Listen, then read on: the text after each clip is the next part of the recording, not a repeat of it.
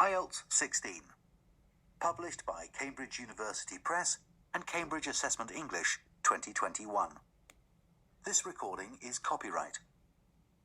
Test 1. This is the IELTS listening test. You will hear a number of different recordings and you will have to answer questions on what you hear. There will be time for you to read the instructions and questions, and you will have a chance to check your work. All the recordings will be played once only. The test is in 4 parts. At the end of the test, you will be given 10 minutes to transfer your answers to the answer sheet. Now turn to part 1.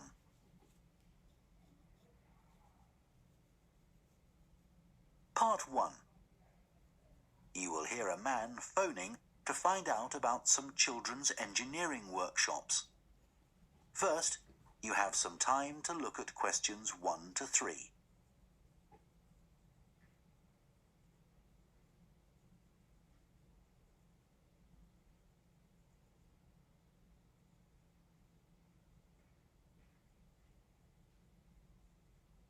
Now listen carefully and answer questions 1 to 3. Hello, Children's Engineering Workshops. Oh, hello. I wanted some information about the workshops in the school holidays. Sure. I have 2 daughters who are interested. The younger one's Lydia. She's 4. Do you take children as young as that? Yes. Our tiny engineers workshop is for 4 to 5-year-olds. What sorts of activities do they do? All sorts. For example, they work together to design a special cover that goes round an egg, so that when it's inside, they can drop it from a height and it doesn't break. Well, sometimes it does break, but that's part of the fun. Right. And Lydia loves building things. Is there any opportunity for her to do that? Well, they have a competition to see who can make the highest tower. You'd be amazed how high they can go. Right. But they're learning all the time as well as having fun. For example, one thing they do is to design and build a car that's attached to a balloon, and the force of the air in that actually powers the car and makes it move along. They go really fast too. Okay, well, all this sounds perfect. Before you hear the rest of the conversation, you have some time to look at questions 4 to 10.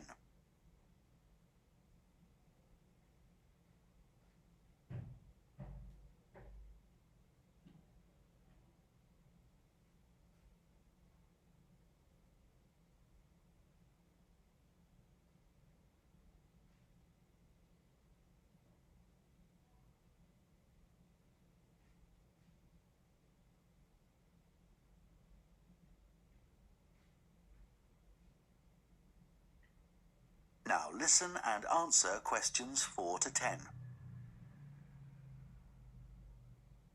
Now, Carly, that's my older daughter, has just had her 7th birthday. So, presumably, she'd be in a different group. Yes, she'd be in the junior engineers. That's for children from 6 to 8. And do they do the same sorts of activities? Some are the same, but a bit more advanced. So they work out how to build model vehicles, things like cars and trucks, but also how to construct animals using the same sorts of material and technique. And then they learn how they can program them and make them move. So they learn a bit of coding? They do. They pick it up really quickly. We're there to help if they need it, but they learn from one another too. Right. And do they have competitions too? Yes. With the junior engineers, it's to use recycled materials like card and wood to build a bridge. And the longest one gets a prize. That sounds fun. I wouldn't mind doing that myself. Then they have something a bit different, which is to think up an idea for a 5-minute movie and then film it using special animation software. You'd be amazed what they come up with. And of course, that's something they can put on their phone and take home to show all their friends. Exactly. And then they also build a robot in the shape of a human, and they decorate it and program it so that it can move its arms and legs. Perfect. So, is it the same price as the tiny engineers? It's just a bit more. £50 for the 5 weeks. And are the classes on a Monday too? They used to be, but we found it didn't give our staff enough time to clear up after the first workshop, so we moved them to Wednesdays. The classes are held in the morning from 10 to 11. Okay. That's better for me, actually. And what about the location? Where exactly are the workshops held? They're in Building 10A. There's a big sign on the door. You can't miss it. And that's in Fradston Industrial Estate. Sorry? Fradston. That's Fradstone.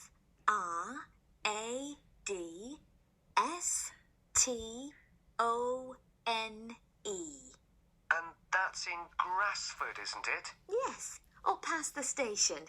And will I have any parking problems there? No, there's always plenty available. So, would you like to enroll Lydia and Carly now? Okay. So, can I have your full name? That is the end of part 1. You now have half a minute to check your answers to part 1.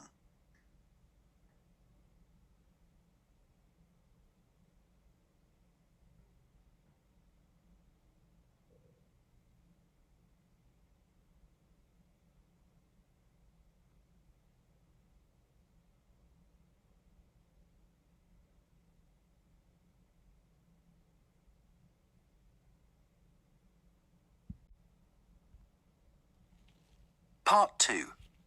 You will hear the managing director of a company called Stevenson's welcoming a group of work experience students.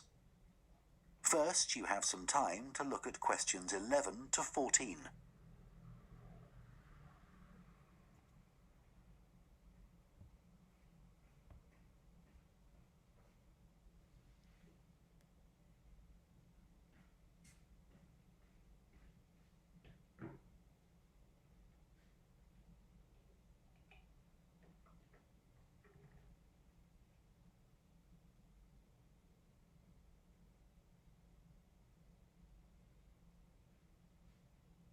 Now listen carefully and answer questions 11 to 14.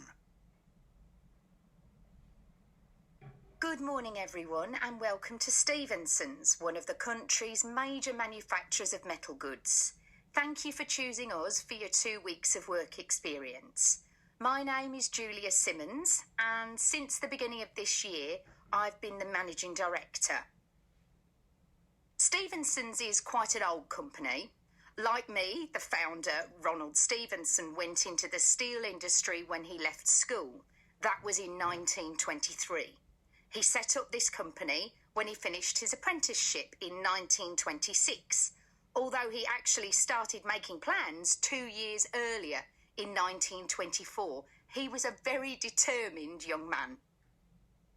Stevenson's long-term plan was to manufacture components for the machine tools industry, although in fact that never came about, and for the automotive industry, that is cars and lorries. However, there was a delay of 5 years before that happened, because shortly before the company went into production, Stevenson was given the opportunity to make goods for hospitals and other players in the healthcare industry. So that's what we did for the first 5 years. Over the years, we've expanded the premises considerably. We were lucky that the site is big enough, so moving to a new location has never been necessary. However, the layout is far from ideal for modern machinery and production methods, so we intend to carry out major refurbishment of this site over the next 5 years. I'd better give you some idea of what you'll be doing during your 2 weeks with us, so you know what to expect. Most mornings you'll have a presentation from one of the managers to learn about their department, starting this morning with research and development. And you'll all spend some time in each department, observing what's going on and talking to people. as long as you don't stop them from doing their work altogether. In the past, a teacher from your school has come in at the end of each week to find out how the group were getting on, but your school isn't able to arrange that this year. Before you hear the rest of the talk, you have some time to look at questions 15 to 20.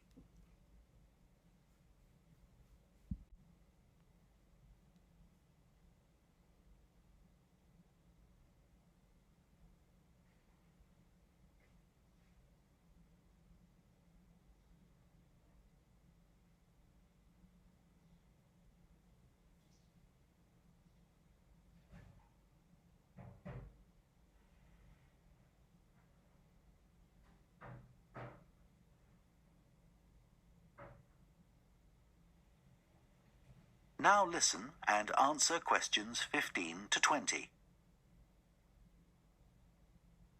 OK, now I'll briefly help you to orientate yourselves around the site. As you can see, we're in the reception area, which we try to make attractive and welcoming to visitors. There's a corridor running left from here, and if you go along that, the door facing you at the end is the entrance to the coffee room. This looks out onto the main road on one side and some trees on the other, and that'll be where you meet each morning. The factory is the very big room on the far side of the site. Next to it is the warehouse, which can be accessed by lorries going up the road to the turning area at the end. You can get to the warehouse by crossing to the far side of the courtyard, and then the door is on your right. Somewhere you'll be keen to find is the staff canteen. This is right next to reception. I can confidently say that the food's very good, but the view isn't. The windows on one side look onto a corridor and courtyard, which aren't very attractive at all, and on the other onto the access road, which isn't much better. You'll be using the meeting room quite often, and you'll find it by walking along the corridor to the left of the courtyard and continuing along it to the end. The meeting room is the last one on the right, and I'm afraid there's no natural daylight in the room. Then you'll need to know where some of the offices are. The Human Resources Department is at the front of this building, so you head to the left along the corridor from reception, and it's the second room you come to. It looks out onto the main road. And finally, the boardroom, where you'll be meeting sometimes. That has quite a pleasant view, as it looks out onto the trees. Go along the corridor past the courtyard, right to the end. The boardroom is on the left, next to the factory. OK, now, are there any questions before we move? 2. You now have half a minute to check your answers to part 2.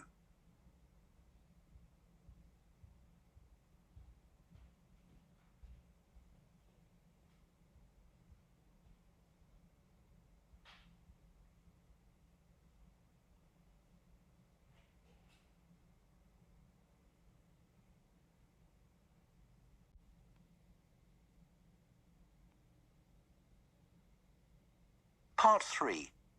You will hear 2 students called Jess and Tom discussing their art projects. First, you have some time to look at questions 21 to 24.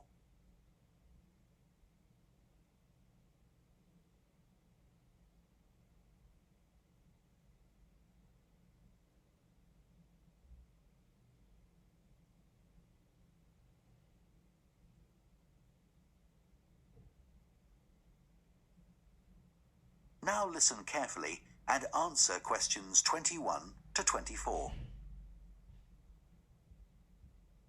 How are you getting on with your art project, Tom? Okay. They gave us the theme of birds to base our project on, and I'm not really all that interested in wildlife, but I'm starting to get into it. I've pretty well finished the introductory stage. So have I. When they gave us all those handouts with details of books and websites to look at, I was really put off. But the more I read, the more interested I got. Me too. I found I could research so many different aspects of birds in art. Colour, movement, texture. So I was looking forward to the bird park visit. What a letdown. It poured with rain and we hardly saw a single bird. Much less use than the trip to the Natural History Museum. Yeah. I liked all the stuff about evolution there. The workshop sessions with Dr. Fletcher were good too, especially the brainstorming sessions. I missed those because I was ill. I wish we could have seen the projects last year's students did. I suppose they want us to do our own thing, not copy. Have you drafted your proposal yet? Yes, but I haven't handed it in. I need to amend some parts. I've realised the notes from my research are almost all just descriptions. I haven't actually evaluated anything, so I'll have to fix that. Oh, I didn't know we had to do that. I'll have to look at that too. Did you do a timeline for the project? Yes, and a mind map. Yeah, so did I. I quite enjoyed that. But it was hard having to explain the basis for my decisions in my action plan. What? You know, give a rationale. I didn't realise we had to do that. Okay, I can add it now. And I've done the video diary presentation and worked out what I want my outcome to be in the project. Someone told me it's best not to be too precise about your actual outcome at this stage, so you have more scope to explore your ideas later on. So I'm going to go back to my proposal to make it a bit more vague. Really? Okay, I'll change that too then. Before you hear the rest of the discussion, you have some time to look at questions 25 to 30.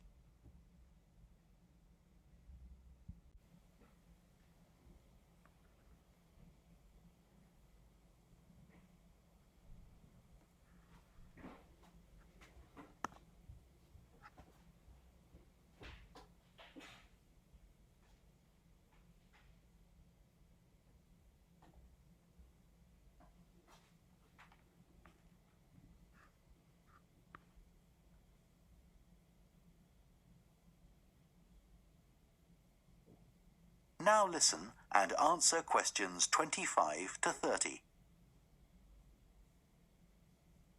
One part of the project I'm unsure about is where we choose some paintings of birds and say what they mean to us. Like, I chose a painting of a falcon by Landseer. I like it because the bird's standing there with his head turned to one side, but he seems to be staring straight at you. But I can't just say it's a bit scary, can I? You could talk about the possible danger suggested by the bird's look. Oh, okay. There's a picture of a fish hawk by Audubon I like. It's swooping over the water with a fish in its talons and with great black wings which take up most of the picture. So you could discuss it in relation to predators and food chains? Well, actually, I think I'll concentrate on the impression of rapid motion it gives. Right. Do you know that picture of a kingfisher by Van Gogh? It's perching on a reed growing near a stream. Yes, it's got these beautiful blue and red and black shades. I've actually chosen it because I saw a real kingfisher once when I was little. I was out walking with my grandfather and I've never forgotten it. Oh, so we can use a personal link? Sure. Okay. There's a portrait called William Wells. I can't remember the artist, but it's a middle-aged man who's just shot a bird. And his expression and the way he's holding the bird in his hand suggests he's not sure about what he's done. To me, it's about how ambiguous people are in the way they exploit the natural world. Interesting. There's Gauguin's picture, Vira Matti. He did it in Tahiti. It's a woman with a white bird behind her that is eating a lizard. And what I'm interested in is what idea this bird refers to. Apparently, it's a reference to the never-ending cycle of existence. Wow. I chose a portrait of a little boy, Giovanni de' Medici. He's holding a tiny bird in one fist. I like the way he's holding it carefully so he doesn't hurt it. Oh, right. That is the end of part 3. You now have half a minute to check your answers to part 3.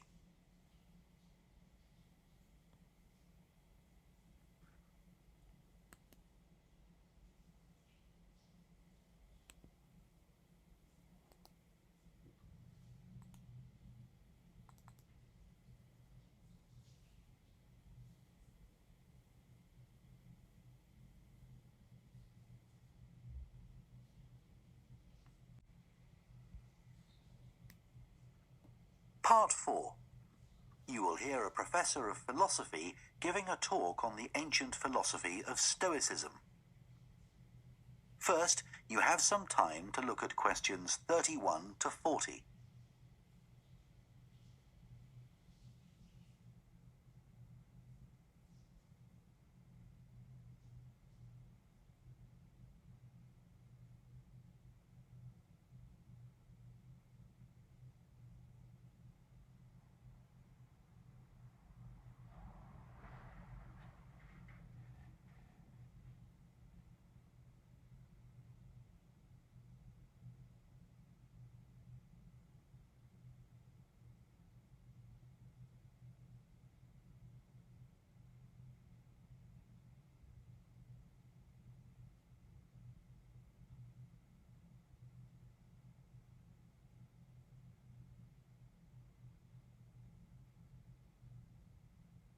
Now listen carefully and answer questions 31 to 40. Ancient philosophy is not just about talking or lecturing or even reading long, dense books. In fact, it is something people have used throughout history to solve their problems and to achieve their greatest triumphs. Specifically, I am referring to Stoicism, which in my opinion is the most practical of all philosophies and therefore the most appealing. Stoicism was founded in ancient Greece by Zeno of Citium in the early 3rd century BC, but was practiced by the likes of Epictetus, Cato, Seneca, and Marcus Aurelius. Amazingly, we still have access to these ideas, despite the fact that the most famous Stoics never wrote anything down for publication. Cato definitely didn't. Marcus Aurelius never intended his meditations to be anything but personal. Seneca's letters were, well, letters, and Epictetus's thoughts come to us by way of a note-taking student. Stoic principles were based on the idea that its followers could have an unshakable happiness in this life, and the key to achieving this was virtue. The road to virtue, in turn, lay in understanding that destructive emotions like anger and jealousy are under our conscious control. They don't have to control us, because we can learn to control them. In the words of Epictetus, external events I cannot control, but the choices I make with regard to them, I do control. The modern-day philosopher and writer Nassim Nicholas Taleb defines a Stoic as someone who has a different perspective on experiences which most of us would see as wholly negative. A Stoic transforms fear into caution, pain into transformation, mistakes into initiation, and desire into undertaking. Using this definition as a model, we can see that throughout the centuries, Stoicism has been practiced in more recent history by kings, presidents, artists, writers, and entrepreneurs.